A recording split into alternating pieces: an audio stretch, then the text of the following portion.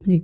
Sir please ये बताइए कि जो हमारा पाकिस्तान के अंदर एजुकेशन सिस्टम है, जब से आप इसको देख रहे हैं, कहाँ बेसिक फ्लॉ एग्ज़िस्ट करता है कि हमारी जो रैंकिंग है इंटरनेशनली, वो बहुत अच्छी पोज़ीशन पे हमारी यूनिवर्सिटीज़ नहीं आती। और हर साल हम बहुत सारे पीएचडीज़, एमफिल स्कॉलर्स भी पैदा करते हैं, जो बाकी प्रोफ़ेशनल डिग्रीज़ हैं उसमें भी आती हैं। लेकिन जैसे आपने कहा जॉब नहीं है, चलें यहाँ जॉब नहीं है, लेकिन बाहर भी उनके लिए जॉब के प्रॉस्पेक्ट्स उतने रोशन नहीं हैं जितना हम देखते हैं कि होने चाहिए। तो हमारे सिस्टम में कहाँ हम उस बच्चे को वो नहीं सिखा पा रहे जो उसको स्कूल, यूनिवर्सिटी ख़त्म होने के बाद एक बेहतर प्लेटफ़ॉर्म दे सके?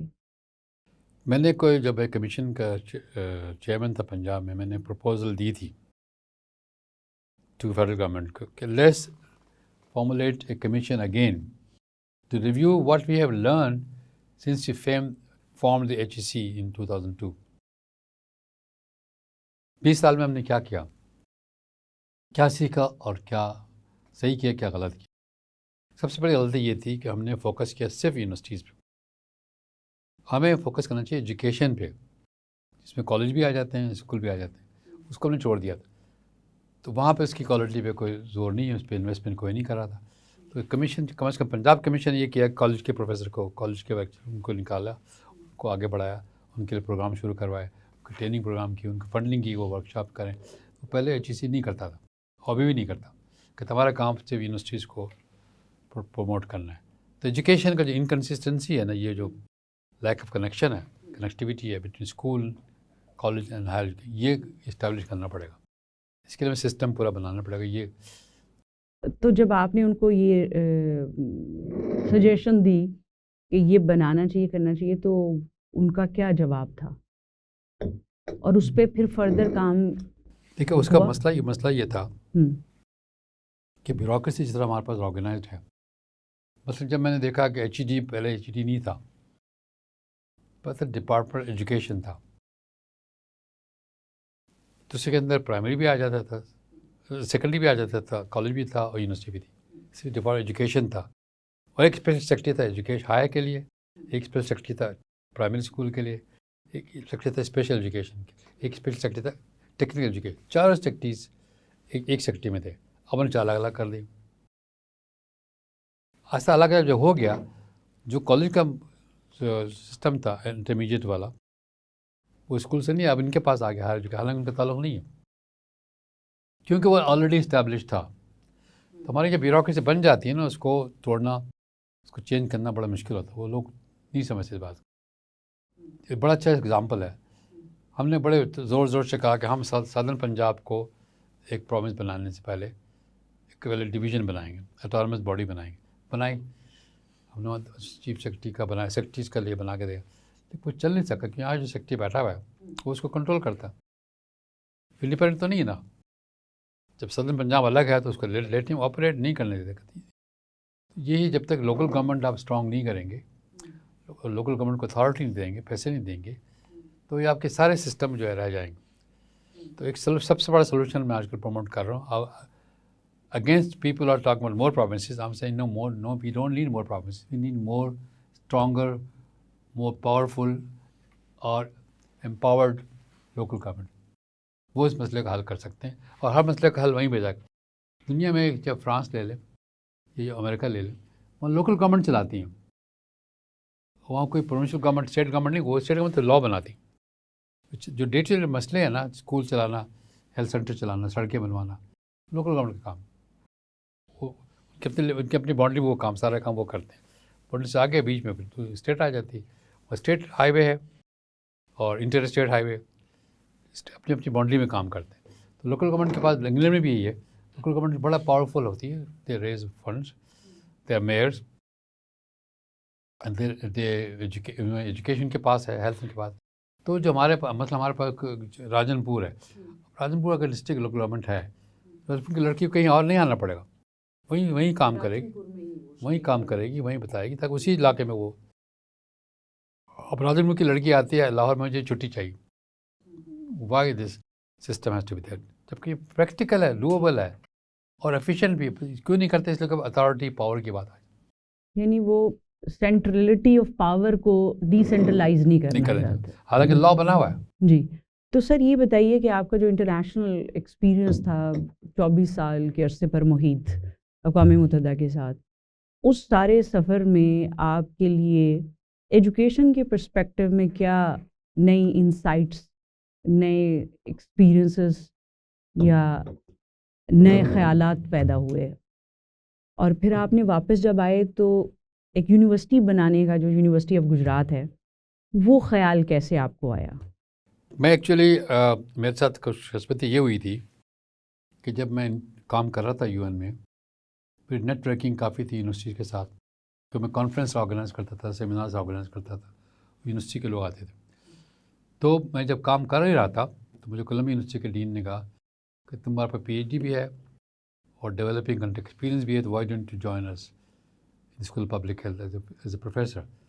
तो मैंने फिर अपने बॉस से बात की, जो उस ज़माने में डॉक्टर वो थी, डॉक्टर नफीस सादिक। मैं कितने मुझे, मैं कभी 2 साल मेरे जो है अगले 2 साल, तो आप मुझे वहाँ भेज दीजिए। बजा मैं यहाँ बैठा, मैं डायरेक्टर तो हूँ, let me take the director job and go and be professor. उनका ठीक है जाओ मुझे दे दी। वो 2 साल में मैं रहा without costing to the Columbia University. और मैंने इंटरनेशनल प्रोग्राम शुरू किए, डिग्री प्रोग्राम शुरू किए, पब्लिक हेल्थ में, पॉपुलेशन में, एजिंग में। अच्छा। एजिंग प्रोग्राम शुरू किया। मेरा ये था कि मैंने एक एजिंग कॉन्फ्रेंस ऑर्गेनाइज की थी मैड्रिड में, वर्ल्ड कॉन्फ्रेंस। इसकी रिकमेंडेशन ये थी कि ageing is becoming more serious problem for developing country, not for develop countries. Proportion develop country में ज़्यादा है, नंबर ज़्यादा है डेवलपिंग कंट्री में। लिविंग कंडीशन डेवलप कंट्री की बहुत बेहतर है एज कम्पेयर लिविंग कंडीशन आती पुअर कंट्रीज। लिहाजा you are poor and age, double jeopardy आपके पास। उसके लिए सबसे पहले कुछ करना पड़ेगा टू प्रिवेंट दी और एक्सपेंडिचर होते हैं जो एजिंग के। अब मैं अभी लोगों से यही कहता हूँ, अगर आप इन्वेस्ट करें हेल्थ में of elderly people, you save lot of money in their, because उनको जिंदा तो रहेंगे वो, लेकिन बीमार रहेंगे, उस पर ज़्यादा खर्च आपका आएगा। उनका अगर अभी से इन्वेस्ट करके उनकी हेल्थी लाइफस्टाइल कर लें तो उसके तो बहुत से तरीके हो सकते। फिर मैंने देखा है दुनिया भर में, मैं गया, जापान गया, मैं इज़राइल भी एकदम पढ़ाने के लिए एजिंग की प्रॉब्लम्स क्या क्या है। तो मुझे पता लगा कि एजिंग के जो मसले हैं, जैसे एदी फाउंडेशन ने किया हुआ है, ईदी होम कहलाता है, ओल्ड होम कहलाता है। दुनिया भर में ये ओल्ड होम हैं, उसको कहते हैं day care centres. Old home वो हो जाते हैं लोग जो बिल्कुल इनकेपेसिटेट हो जाते हैं, जिनको एक्यूट केयर की ज़रूरत पड़ती है। तो एज एक एल्डरली सेंटर में जो कोलंबिया में पढ़ाता था, I to take them to the old care day care centre में, और ओल्ड दोनों। और डे केयर सेंटर भी अलग है जो सिटी चलाती है। वो डे केयर सेंटर में सुबह आ जाते हैं लोग अपने आप पे, या उनको बस ले आती है, उनको हॉट ब्रेकफास्ट मिलता है, then they play game, sports, TV देखते हैं, किताबें पढ़ते हैं, फिर उनको हॉट लंच मिल जाता है, and they take a nap, and then in the evening they get can of food to go home. तो अपने घर जाके वो रहते हैं, तो उनकी जो है ना एक्टिव लाइफ हो जाता है। Once a month they take them to, और कभी कैसीनो, कभी सी साइड पे ले गए, कभी क्या ले गए। ये तो डे केयर सेंटर है।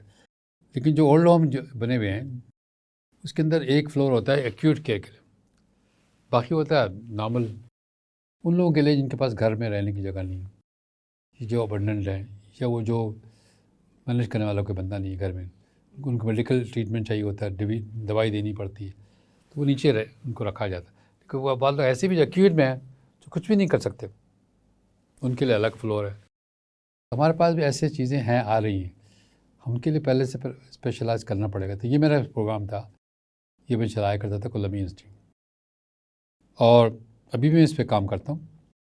आई गिव सेमिनार्स, एंड अभी मैं FC कॉलेज में गया था, एक एजिंग कॉन्फ्रेंस हमने करवाई थी। अब हम एजिंग जर्नल निकाल रहे हैं और एजिंग का ट्रेनिंग प्रोग्राम शुरू करना चाहते हैं। मैंने खुद एक सेंटर का प्रपोजल बनाया था गुजरात यूनिवर्सिटी में, तो डिप्टी कमिश्नर में ज़मीन भी दे दी थी, प्लॉट दे दिया था, तो मैंने शुरू डिज़ाइन कर लिया उसका तरफ।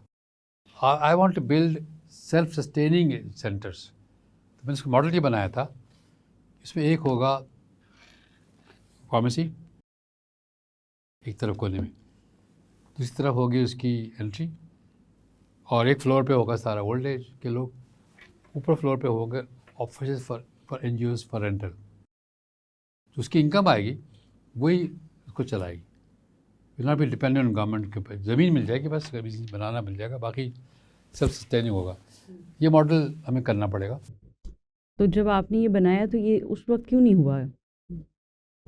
आपने कहा ना डिप्टी कमिश्नर ने जगह भी दे दी। हाँ, लेकिन दूसरा डिप्टी में आगे कहने लगा आपका ताल्लुक क्या है एजिंग से, आप तो यूनिवर्सिटी के पढ़ाते हैं, आप यूनिवर्सिटी में पढ़ाएं। ज़मीन अच्छी थी वो, तो वो प्रपोजल फिर वहीं रह गया। वही रहेगा वो। जी, और मैं ये जानना चाह रही थी कि ये यूनिवर्सिटी बनाने का ख्याल आपको कैसे आया?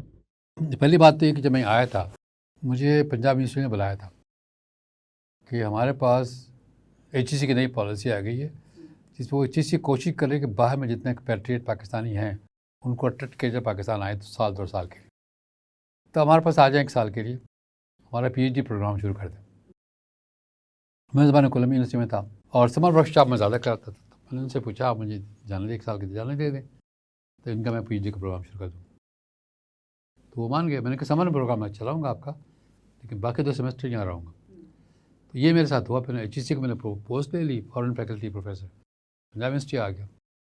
वो मैं पढ़ा रहा था PhD को, PhD प्रोग्राम मैंने शुरू कर दिया।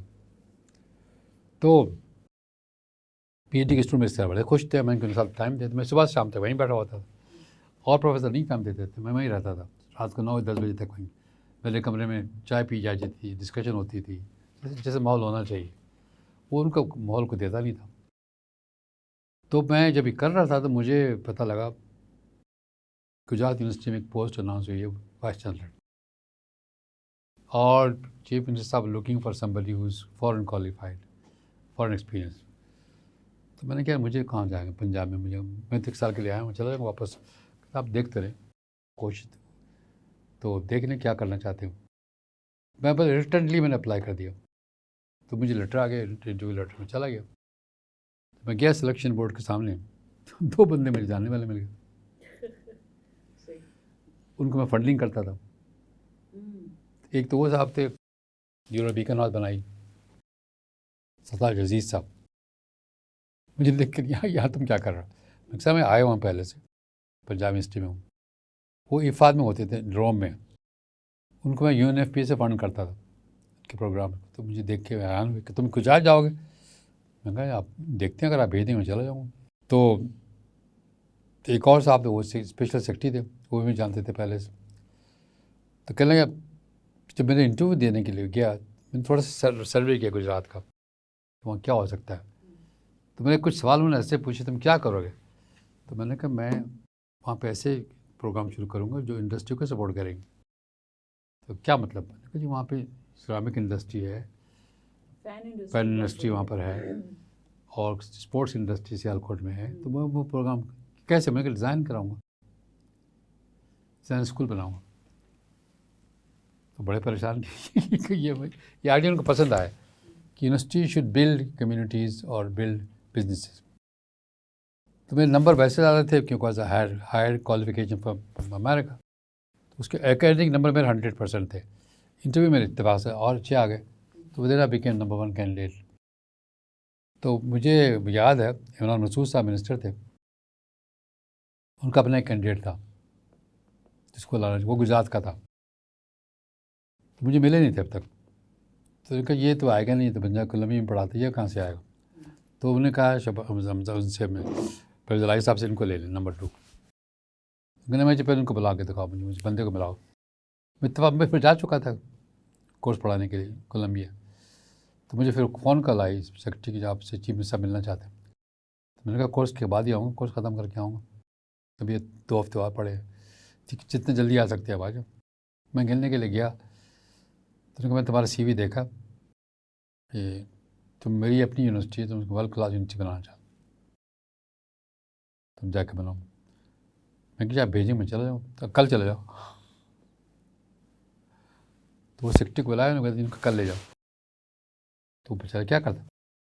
मैंने कहा अभी तो अप्रूवल ही नहीं हुआ, अभी तो गवर्नर अप्रूव करता ना।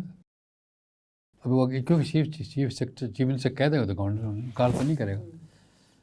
तो वो गवर्नर को इत्तेफाक में जानता था, क्योंकि वो पंजाब यूनिवर्सिटी आया करते थे। जनरल मकबूल, खालिद मकबूल थे। लिखते मुझे ले गए गुजरात, तो मुझे मिला है। तो जो प्रिंसिपल थी, 4 कॉलेजेस कंस्टिट्यूटेड गुजरात यूनिवर्सिटी। वो कहा जी आपके यहाँ क्यों आना चाहते हैं, आपके यहाँ पे कैंपस तो है ही नहीं, जब कैंपस बनेगा तब आइए। मैंने कहा हम तो शुरू कर सकते हैं, कॉलेज में भी शुरू कर सकते हैं, BS प्रोग्राम क्यों नहीं कर सकते। फिर मैंने कहा जब मैंने ले ली जॉब, मैंने BS प्रोग्राम कॉलेज में शुरू कर दिया, 4 साल उसी वक्त। तो ये मैंने बनाया नहीं, का आइडिया लाई का था, उसको इम्प्लीमेंट किया। लेकिन उसको इम्प्लीमेंट करने में जितने एक्सपीरियंस थे वर्ल्ड क्लास की, जो देखा था दुनिया में, जहाँ जहाँ मैंने काम किया था, जहाँ जहाँ मैंने पढ़ाया था, मैंने पढ़ाया था नॉर्थ कैरोलिना यूनिवर्सिटी में पढ़ाया था, कोलंबिया यूनिवर्सिटी में पढ़ाया था, फिर डॉर्डन यूनिवर्सिटी में पढ़ाया था। तो वो सारे एक्सपीरियंस मेरे काम आ गए यूनिवर्सिटी बनाने में, डिज़ाइन के अंदर, करिकुलम में, कोर्स वर्क में। फिर जो न्यूयॉर्क एक्सपीरियंस था कम्युनिटी कॉलेज वाला, वो भी मुझे काम आ गया। तो मैंने फिर 4 एसोसिएट डिग्री प्रोग्राम वहाँ शुरू कर दिए, गुजरात यूनिवर्सिटी में शुरू कर दिया। तो उसको बड़ा HEC ने बड़ा उसको अप्रिशिएट किया, कॉन्फ्रेंस बुलाई पूरी कि सारे देखो 2 साल प्रोग्राम जिसको हम एसोसिएट डिग्री कहते हैं। तो ये मैंने उस ज़माने में शुरू कर दिया था जब मैं गुजरात यूनिवर्सिटी में था। तो फिर ये हुआ कि जब मैं सोचा मैं करूँगा क्या, तो मेरा सवाल ये होता था हमेशा कि मेरा घर वहाँ न्यूयॉर्क में है, अभी भी है। तो बेटी मेरे वहाँ रहती ज़्यादातर, बेटा मेरे साथ न्यूयॉर्क यहाँ लाहौर में होता था, मैं आ जाया करता था। तो मैं क्या करूँगा आफ्टर द रिटायरमेंट। फिर वो 8 साल वहाँ लग गए, 4 साल हुए PhD में लगे।